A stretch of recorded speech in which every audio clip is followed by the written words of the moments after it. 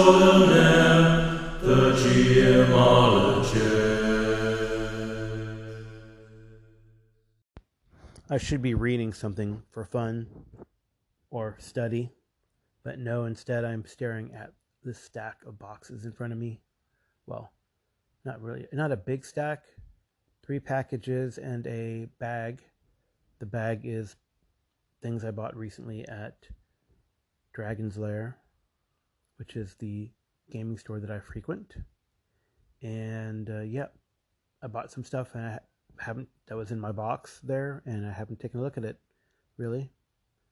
So and since it's been a while since I opened that bag, I'm not quite sure what's in there. So anyway, here we go. The first box is like book sized. I'd say it's about 1 inch by 5.5, so 1 inch thick, and then it's about 5.5 by about 8 inches. That seems to be one of these easy pull. No, I'm still going to need to cut it. And I was totally off on the dimensions. It is actually 7 by 10 by 2. So I guess mentally I'm off by 1 inch. But I under-exaggerated, not over-exaggerated, which is curious. So anyway, I found my box cutter. So I will cut the tape before opening. Oh, it's from Flying Cloud Fulfillment, Planet X Games. Ooh, it's a Kickstarter fulfillment, most likely. As I'm opening it. Now it's got a good, easy open. Seems like there's a couple products in here. The first one is like a zine-sized product, about that same size. Like I think it's A5 size, right?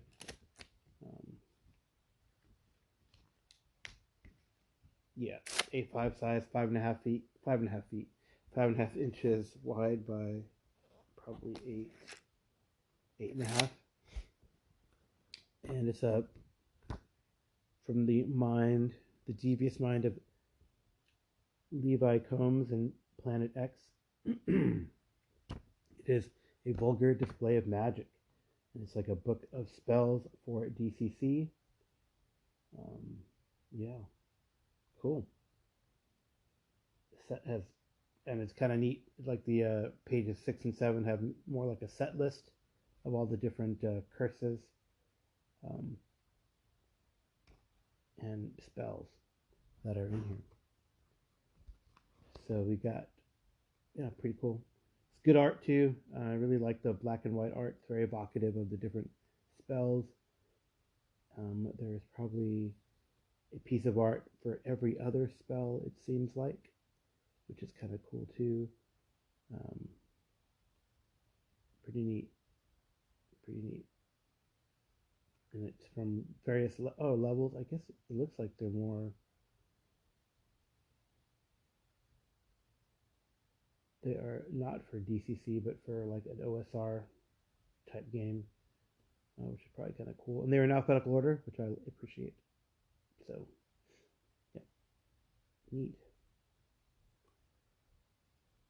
All right, I like them. I'll definitely use them and implement them. I also like that there's a lot of metal inspired. I mean, vulgar display of magic harkens to Pantera's vulgar display of power. At the last page 45, there's a "Am I evil? I am dad," with sort of Metallica-ish font, and then a couple questions from people. They should ask me about RPG meets metal questions. I'm sure I've gone to a hell of a lot of concerts, and I still go to the latest. So the latest, greatest heavy metal and death metal. So pretty neat. So I'll have to read through that and see if I agree. And one of these days I will have to get my albums of 1982. I wanted to do it in 2022, like a 40th anniversary, but I just never got around to it. Couldn't get anyone to join me in that podcast. It's always more fun to kind of bounce things off with others. So the other book that is in here is also like A5 size, and it is the Phylactery Omnibus. And this, oh, that's kind of weird.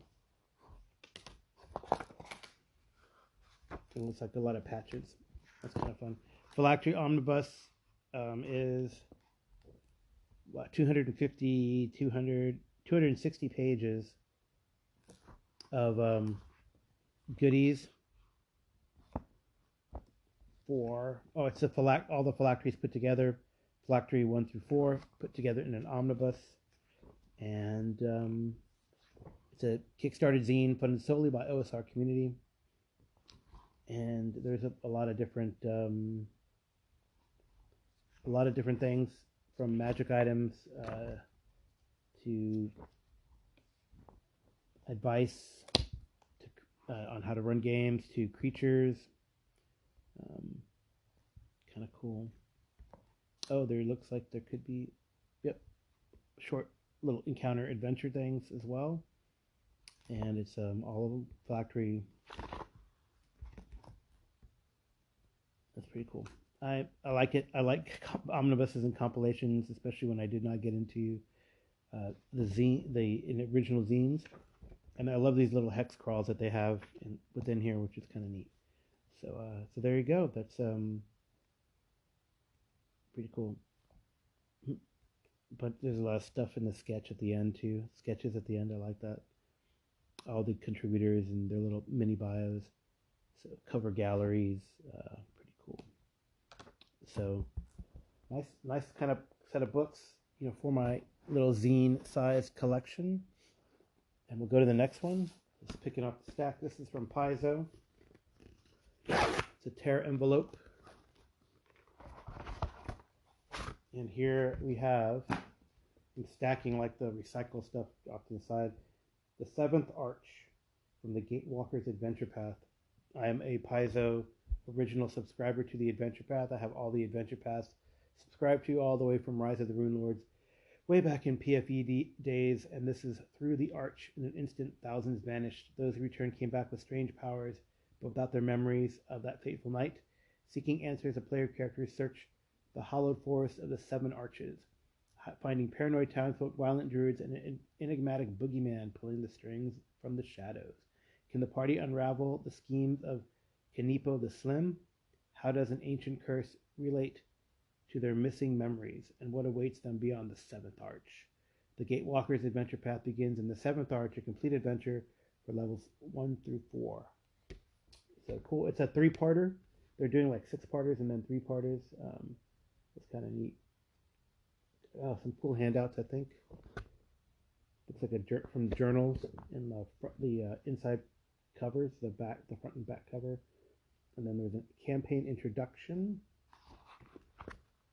which I liked what Paizo has done. They used to put these overview of the campaign at the end of the campaign, which really didn't help the GM so much. I guess it was there to prevent spoilers, but now they give you like what's going on with the campaign right away in the first book, which I guess if you were a player who likes spoilers, you could go to your gaming store and pick this up and read through it and see what's coming. So it looks like there's campaign background here in Gatewalkers, and then the adventure path summary consists of 3 adventures: the 7th Arch, They Watch the Stars, and Dreamer of the Nameless Spires. It sounds very Cthulhu-esque. I don't know if that's true, but the characters begin at first level. The next part, at 7th Arch, is 3 parts, 3 chapters, and then, as usual, they have Adventures on Castorville. Oh, I wonder if it takes place on a different planet. Castorville is a planet in the system where the Pathfinder world is, Galarion. And then there's an adventure toolbox at the end. So chapter 5 is Adventures on Castorville. Chapter 4 is Adventures on Castorville. Chapter 5 is the adventure toolbox with player rules, creatures, and NPCs that are important to the campaign. Looks pretty cool. They seem to be doing these smaller parts. I mean, with the exception of the Abomination Vultures is one big dungeon. Looks like all these are small dungeons or just set piece encounters as I look through the maps, which is kind of cool. I don't see a big dungeon. Yeah, I just see like places where there's very few rooms. Oh, they have a full map of the planet Castrovel, which I think I think in the second part of the Dead Sun's Adventure Path, you go to Castrovel. I mean, it's in a different, I guess it's the same timeline, but way far in the future, or is it the past? But anyway, pretty cool that you get to go planet hopping. Maybe it's a planet hopping type of adventure path across the solar system, which I think is kind of cool. And it's a 3-parter, which is more palatable for players, although, Gatewalkers Adventure Path, get in line. There's many other adventure paths I'd like to run. Next, Amazon package. Easy Tear. And it opens. And it is a Ospery book. And this one is Catalunian Fields, AD 451, Rome's last great battle. The Battle of Catalunian Fields was a culmination of years of bloody conflict between the Huns and the Romans. Attila the Hun had fought 2 campaigns against the Eastern Roman Empire in 441 and 442, and 441 to 442 and 447, devastating the Balkans and exacting heavy tribute. In 450, he turned his attention to the west, on the plains of Champagne, France, between the modern towns of Chalon and Troyes. A cobbled together force of Visigoths, Franks, Burgundians, Alans, Saxons, Armorican Britons, and Romans under the command of the Roman warlord Flavius Aetius managed to defeat Attila's equally mixed army of Huns, Ostrogoths, Gepids, Franks, Rungians, Thuringians, and Burgundians. Although Aetius succeeded in checking Attila's aggression, it would not secure the future of the Western Roman Empire. And of course, 20 years later, Rome itself fell prey to invading barbarians. So it's a pretty cool stuff. It's a campaign book, so it's going to have nice campaign maps. And of course, I'm doing this as research for a period type of game taking place in the 5th century at the end, during the fall of Rome and all that kind of stuff. And this might help. This might be like a jumping point for the campaign, as you heard all the different types of cultures that were represented there at the battle, and that could be kind of neat. They have a map of the opening moves. They have those 3D battle maps of the initial deployments, and then like great 2-panel pieces of art showing the 2 different armies.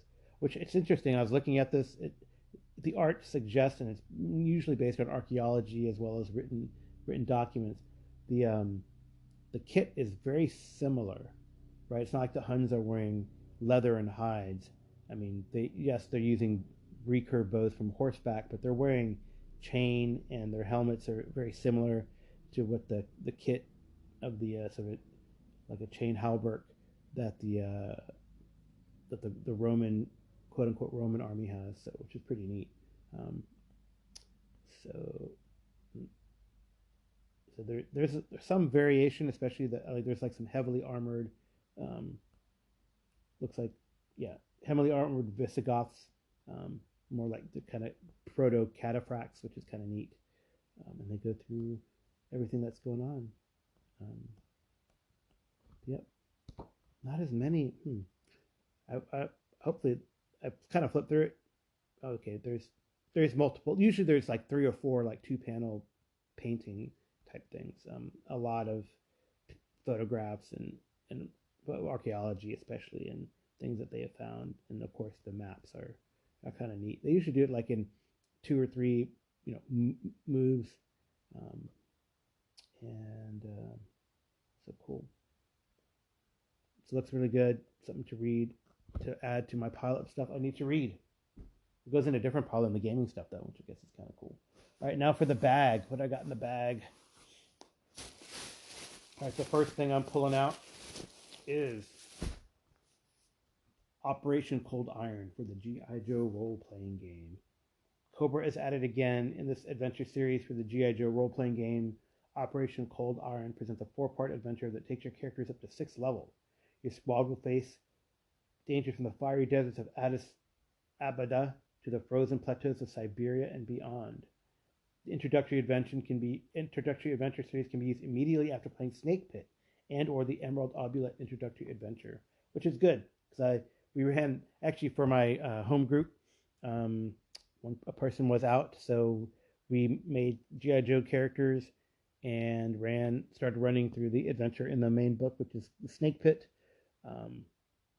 which is kind of neat. So Snake Pit and Emerald Obulette will get characters to 2nd level, and then this book gets them up to 6th level. And then I don't know what I would do after that, but we'll see. I have some ideas. I had a crazy idea that I could use the Two-Headed Serpent as the Call of Cthulhu pulp adventure, the Two-Headed Serpent, and adapt it to G.I. Joe, which could be kind of fun. Oh, it looks like you meet some. That's good. The art's always fun, honestly. Has been fun in these G.I. Joe books. Oh, wow. Wait. That's what I think it is. Nope. Ha. Cool. Good stuff. Looks like some very interesting new Cobra-based villains. It's kind of neat. A lot of cool looking vehicles, which is always a thing in G.I. Joe. So pretty cool. And it looks like you're going from desert to whoa.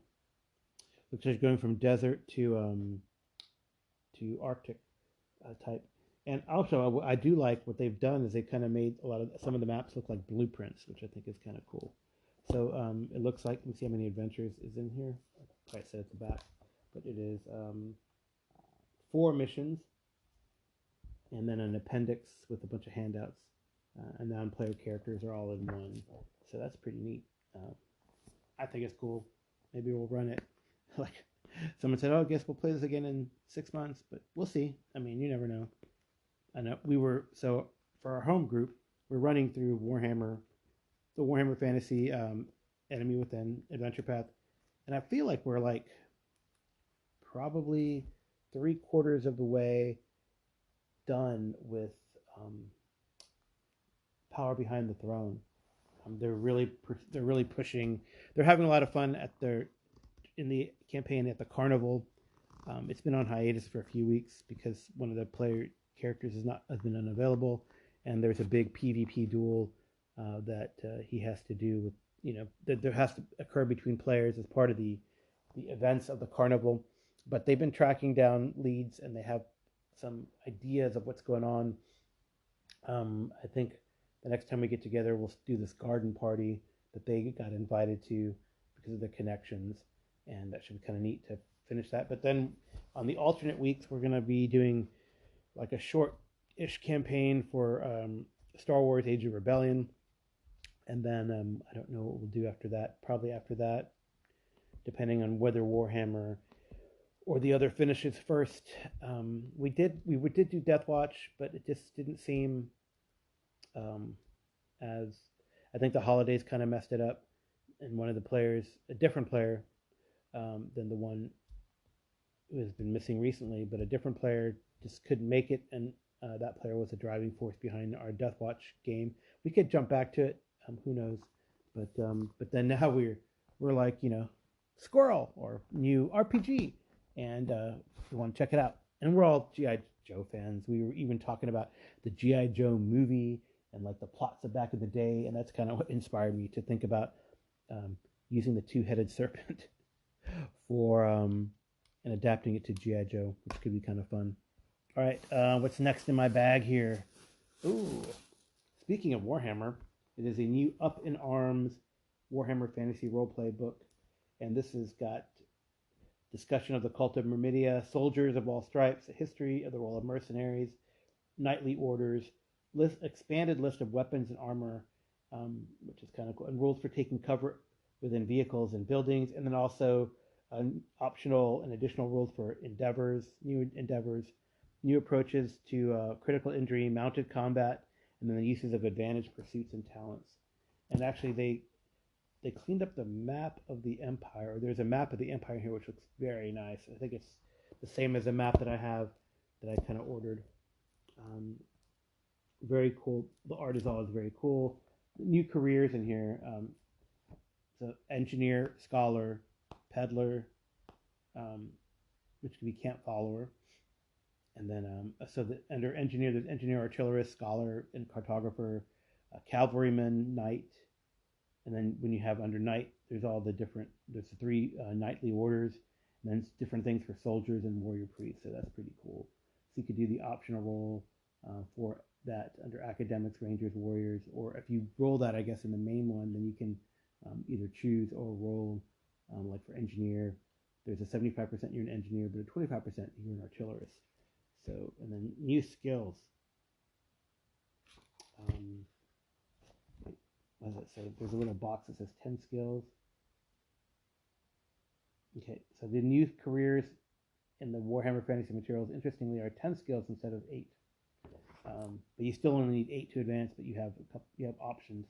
But they have, say, archer's career, a great sword specific career, halberdier career, handgunner career, that's kind of cool, and artillerist career that are here in the front. Camp follower as a new career, like I said, cartographer as a new career. And then with the Knights of the Empire, Knights of the Blazing Sun, White Wolf, and Knight Panther, which is pretty cool. So, yeah, I mean, it's chock. Oh, there's even, okay, for mercenaries, you have new careers. Light Cavalry career path is there. Siege Specialist, Pikeman, and then you can make Telean characters. Telea is like the sort of Italian peninsula in the old world, and how you can make them. History, and then the Cult of Myrmidia,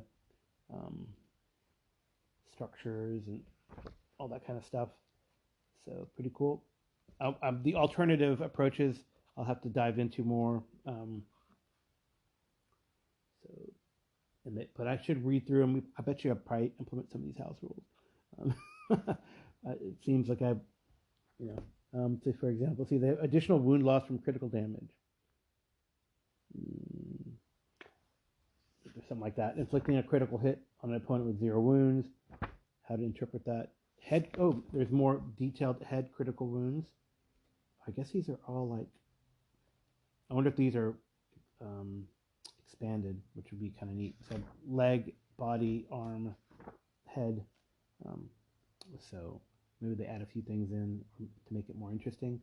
There's a new equipment, quartermaster store, different shields. It's actually a very comprehensive book, a book that my players definitely were excited to see, and went through mounted combat, which is good because one of the players is a knight after all, and then hirelings, which is really good too because some of the players as trappings they get followers and hirelings, so that's good that they have that there. And then artillery, if you wanted to do artillery and structural damage, play out some sieges. Now they're adding that as a module too. So very good comprehensive book for our Warhammer Fantasy campaign.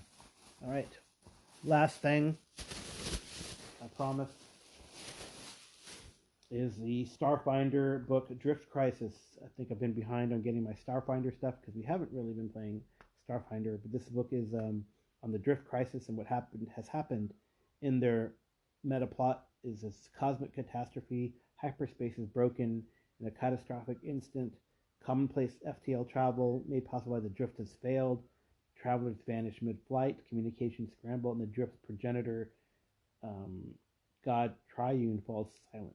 In the aftermath, empires cling to far-flung holdings, opportunities exploit the chaos, and everyone wants to know what the hell happened. So the thing about this book is like an overview of the drift crisis.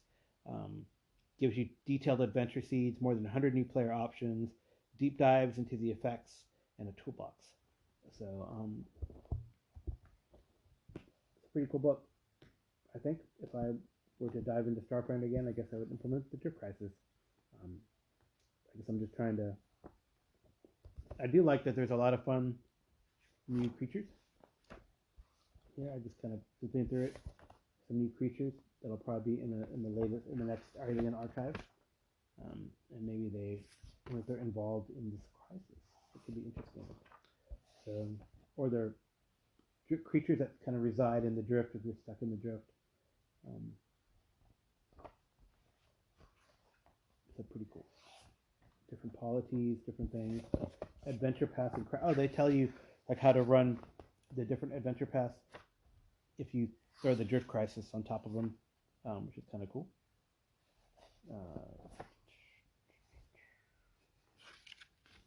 Cool. All right. They go up to Fly for Your Dive, which is not the latest, but I think the one before the latest, Fly for Your Dive. So I think the latest one is actually in the Drift Crisis, and then there's a new one that came out, or maybe that's still going on. I don't know, but they do go over the different adventure paths, and if you throw the Drift Crisis in the middle of them, which is kind of cool too. All right. Well, that's it. That's a long unboxing. That's probably all for this show, which is a big unboxing and a sort of review of the contents, although not. Yeah, I guess it was sort of a review of the content. Anyway, so yeah, outro upcoming.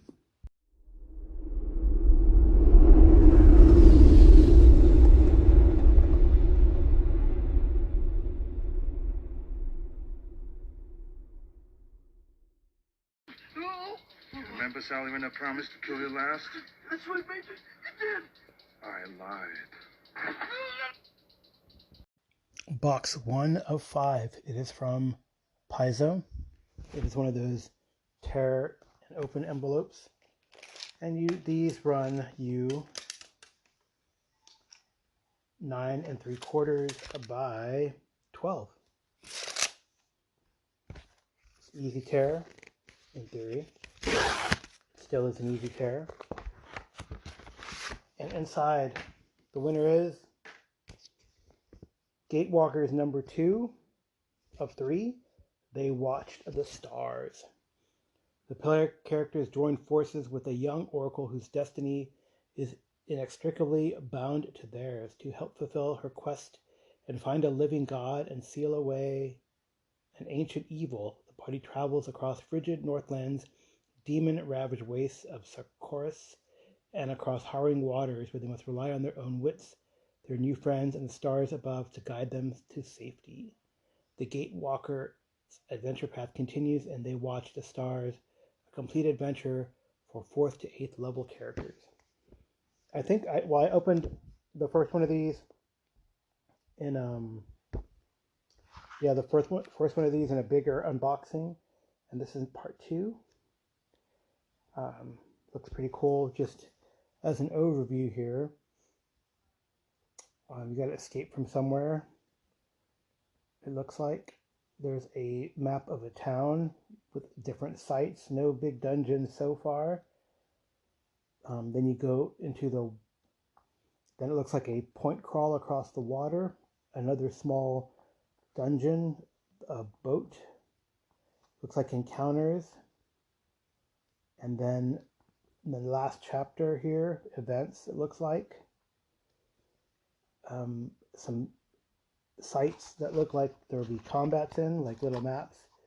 A smallish dungeon of 13 rooms, it looks like. And then, more ruins with towers and small location sites. Another dungeon with 13 rooms. And some really nasty looking monsters. And cool stuff. It looks like we got some, that's pretty cool, new locations to examine. Something called the Lake, which is in the north part of Galarion, north of Numeria. This is a little gazetteer of the lake. And then, which is kind of cool, like it's north of Numeria, east of Mendev, north of Brevoy, northwest of Iobaria. So pretty cool. Something they really haven't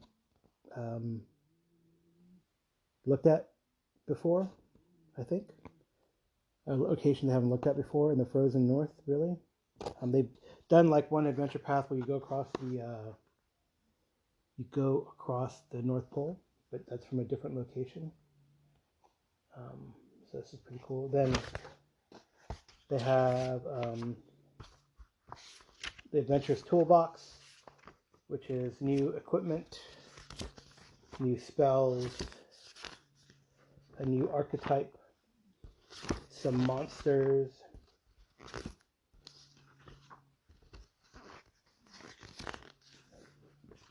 including a new type of dragon, and then NPCs, or important NPC in the adventure. Right, what's cool is this is another 3-parter. It concludes in the Dreamers and the Nameless Spires. So pretty cool. It seems like it kind of has, the titles, I have not read everything through, but the titles seem to suggest some sort of mythos, something to do with the mythos, it seems. Devourer of Dreams, right? It seems similar, gates and the stars and all that kind of stuff. So we'll see. Seems interesting. And yeah, that's number 1 of 5. Yay. Next. I know, I guess I'll creatively, I don't know, maybe I'm at a block right now, but I'll just record these and I'll insert them here and there. I don't know if they're either in their entirety or not, but unboxings are easy and I need to get these off, and it's fun to talk to you guys. So next one is another envelope. It's from the Art of the Genre, and I think I've reviewed one of their products, or some of their products before. This one is also 9 3/4 by it's a little longer than a foot. It's like 12 1/4 inches. Again, it's an easy tear. Is that true? Are these both different sized? Yes, this one is slightly bigger. This envelope is slightly bigger. How funny. And this is the folio, part 4 of the Virgin Mine, the Ogre Arena. And it is in shrink wrap, and I will open it.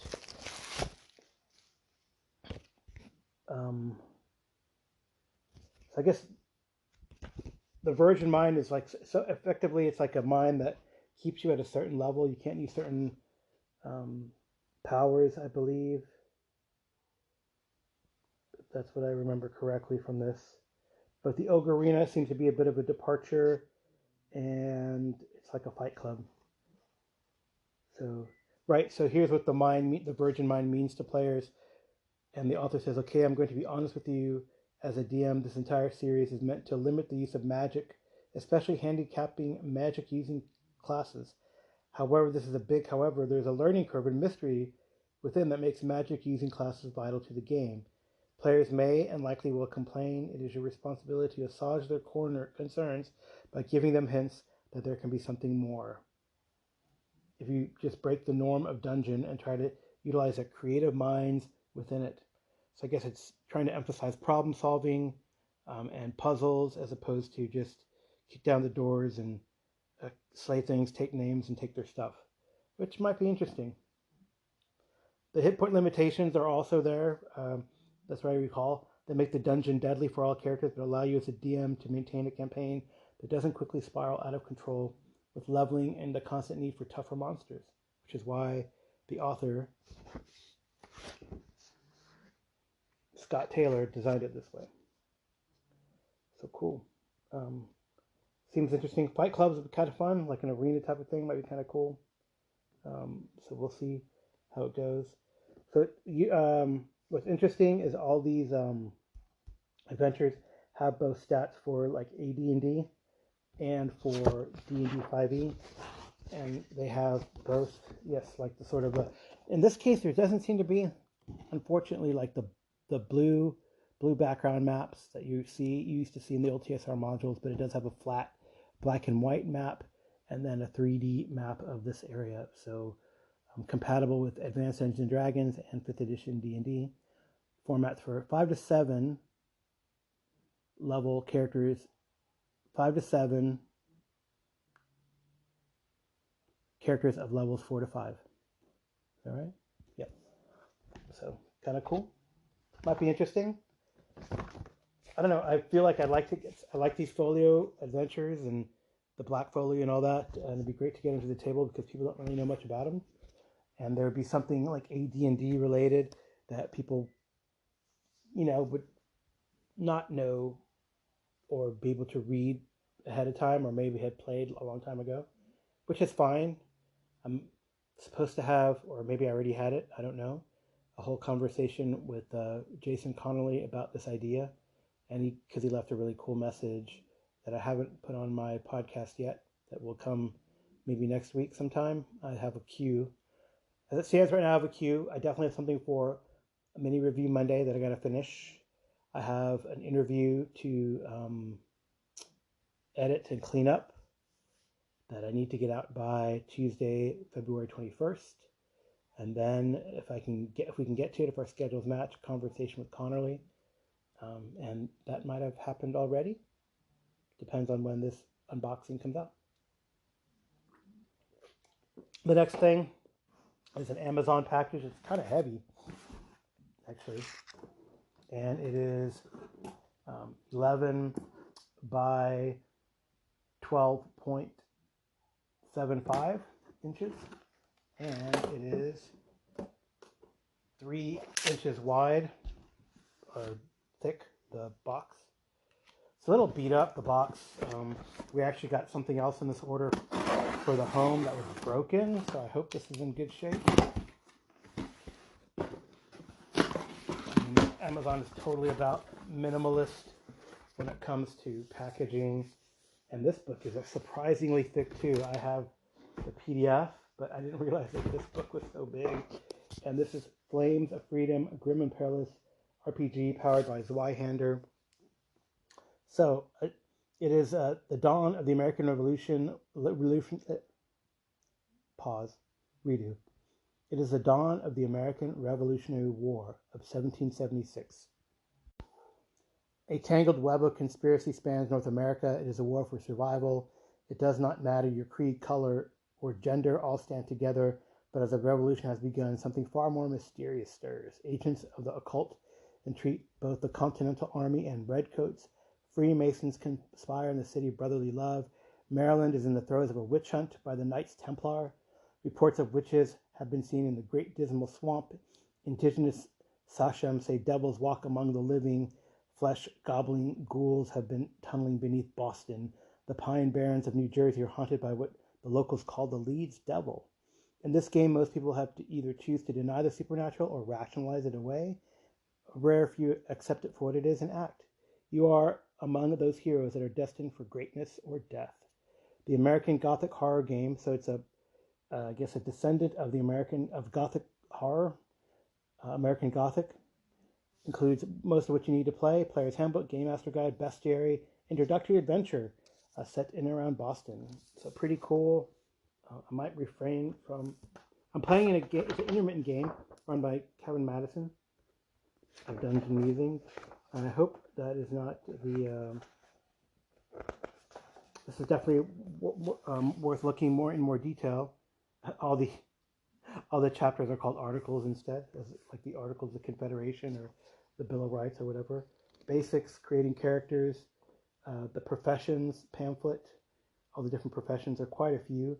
Actor to writer. Whaler is in there too. So you could play Captain Ahab or Ishmael or Kwee, because they say that it doesn't matter your race or gender. Article 5 is wares and weapons. 6, narrative tools. 7, combat encounters and how to do combat. Article 8, healing, hazards, and horror. 9 is the Hexmeister's Almanac, so spells maybe. Article 10, life during wartime. Article 11 is the indigenous nations. They have quite a few. Mohican is in there. Wampanoag. All the ones from in the Northeast. Although it looks like mostly the East Coast. It looks like. Nothing. So it's all colonial, right? So it's going to be mainly East Coast. So nothing past the Mississippi, it looks like. No tribes that would be in existence past the Mississippi right now. Colonial Obscura, so like a gazetteer. Historian Secrets, how to be a historian. And then the last article is threats. Oh no, sorry. The last article, Article 14 is threats, so that's a bestiary. And quite a few. It looks like over 100 pages worth of beasts. And then Article 15 is Boston Besieged, and then amendments. All the appendices are called amendments, which is kind of cute. So Boston Besieged is story hooks, and then all that kind of stuff. I guess that's the adventure. And there's a nice big map. It looks like Boston Harbor at the time, which is cool. I went to school in Boston, so I could definitely get into this, so pretty cool. It's a pretty nice and thick book. It's quite a few like different maps of different places. Wow, like all the states have a little map for the 13 colonies. It's kind of cool. Well, sorry, they're not states right now, but they're colonies. Yeah, it looks pretty neat actually. It's too bad they've discontinued. I guess Rogue Games has discontinued this, and Blackbirds, which I think is also by Rogue Games, which is unfortunate. But yeah, still, it's a really cool game. I think there's a nice actions and combat chart as well, and what you do during combat. So I really like it. I'd like to get it to the table. I'll try to propose it to some of my players. I know, like, I would say out of my 5 players, 4 of them think it's an interesting idea, and 1 of them does not. Just as a kind of poll. All right, so now box 4 out of 5. This is from Lightning Source. They have these weird shaped boxes. I don't even remember what this is, honestly. I don't remember, honestly. This one is 9.5 by 13.5. It's supposed to be just like a pull. It's like a glued. It's pulled. Don't worry, the last box is a real box. And this is, wow. Hey, neat. I'm so glad I got, this is pretty nice. I didn't realize this. I thought it'd be like bigger, but this book is Reaver Quickstart. It is 7.5 by 10, which is a nice little, not quite pocket size, but really cool. I definitely, the Slavers of Sebek and Other Tales. So I definitely I'm glad I got this. Thank you, Joe Salvador, for sending this. We've talked about it, and you told me like the Slavers of Sebek. There's a few other things. Cool. Could be used, or could be taken apart and used as sort of a convention type adventure, which I'd like to do. Really cool. Thanks, Joe. I love your cartography. I like the layout. It's really, I thought it'd be denser, but it is not so dense, but still plenty of meat. I mean, it does clock in as a quick start at a quick start print-on-demand booklet at 87 pages. And yes, he did take out the OGL. So pretty cool. Wow. Here's a back on the back. Enter a world of heroic adventure, visceral combat, and dark sorcery. Experience grim sword and sorcery role-playing inspired by the fiction of Robert Howard, Charles R. Saunders, and Carl Edward Wagner. Seek your fortunes, crush your enemies, become a Reaver. So really cool. All right, looking forward to reading this, and maybe I'll finally understand the game, Joe. But yeah. So it looks like I'll have to read through this. I feel like it could be, looks like 1, 2, 3 encounters could be good. Looks like 3 encounters, so that could probably totally work in a convention. So yeah, definitely. Thank you so much, Joe. That was unexpected, but pretty cool. Now the last thing is an actual box, and this box is 14 by 13.5 and some 8 3/4 inches wide. It is from Fun Again Games out of Indianapolis. It doesn't really say who it's from other than Fun Again Games. I don't know who they distribute for anymore. It could be Savage Worlds, it could be Modifius, it could be Free League maybe in the US. But I'm opening it. I'm actually using the box cutter this time. That kind of hurt my teeth. Oh, god damn it. Whoever it is loves circus peanuts. I found a couple books in here. Oh, okay. Wow. It is Savage Worlds in a way, and all this big giant box for folio-sized, comic book-sized books. Pretty cool. So it is finally Deadlands, Dead Man's Hand, Volume 1, which is a graphic novel for Deadlands. Yes, it is all a graphic novel, which is pretty cool. And then it also came with the Cackler, which is also a graphic novel and looks like short story.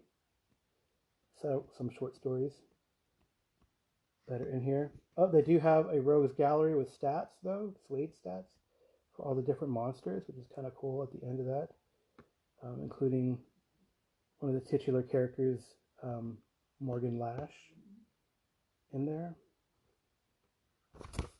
That's the Cackler. I mean, see, I didn't think Dead Man's Hand had any. It said Volume 1, the sketches. I don't see any game stats in it, but it is a Deadlands novel. And then I have some more Deadlands issue 1, The Black Circle, and The Kid. It looks like so. Some other Deadlands, some other things were thrown in comic books, maybe because it was delayed or whatever. Then something called Elf Lord by Outland Entertainment. Not Deadlands, but kind of weird, crazy looking elf stuff. But elves with spiky masks and blades, bloody blades, fighting demons, it looks like, or other nasty fake creatures. Cool. All right. These a couple of these are. I just want to check these out. They have two like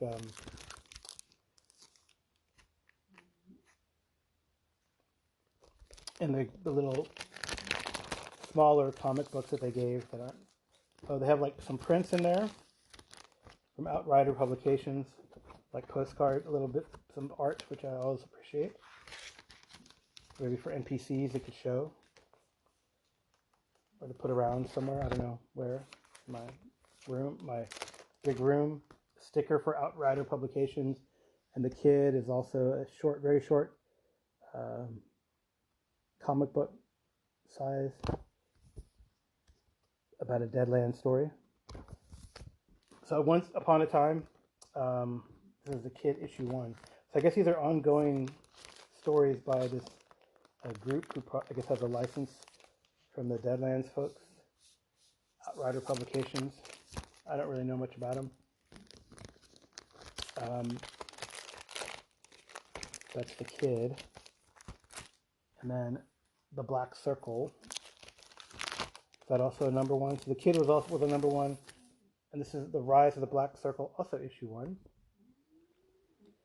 Deadlands Adventures in the Weird West, Outrider Publications, again, graphic novels for it. And I guess the Black Circle, it looks like one of the characters is the iconic character with the sugar face painting like Day of the Dead. So, interesting. Lots of shooting and blood. I see like a huckster probably with cards and other iconic heroes, undead and stuff.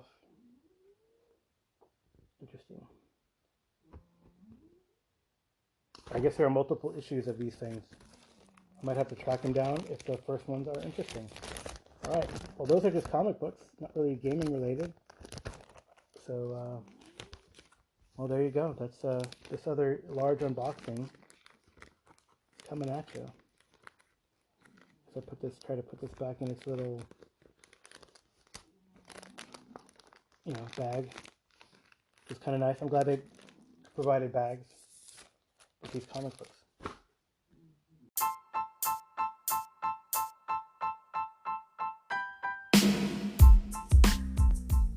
All right, this time it's for real. hey, if you don't like unboxings, you can skip over this podcast. I think it was kind of fun. I tried to do more than just unboxing. I know it's in the tradition of Tim Shorts, somewhat with the dimensions and all that. I also try to give like a mini review of things I'm probably not going to review later. But hey, if you have any feedback, I also try to do spoiler free as best as possible. But if you have any feedback, please give me a call. Well, not really a call, but you can leave a message for me on SpeakPipe. It's linked in the show notes. You can leave me a message through the Anchor website. And much easier, and what a lot of people do, is just record a message and drop it to me as a direct message through Discord, or you can send it to thegeomologist@gmail.com. So I hope you've enjoyed it. I know it's a little long-winded, but I have fun doing the unboxings. There probably will be more, because I just get, like right now, what is it, March 27th? I'm looking at like a stack of boxes that I have that's been accumulating. I just haven't wanted to open them. But don't worry, I won't open them today. Thank you so much for listening again. TJ Drennan does the intro and outro music. My wife Amy does the cover clip art. And I'll talk to you soon.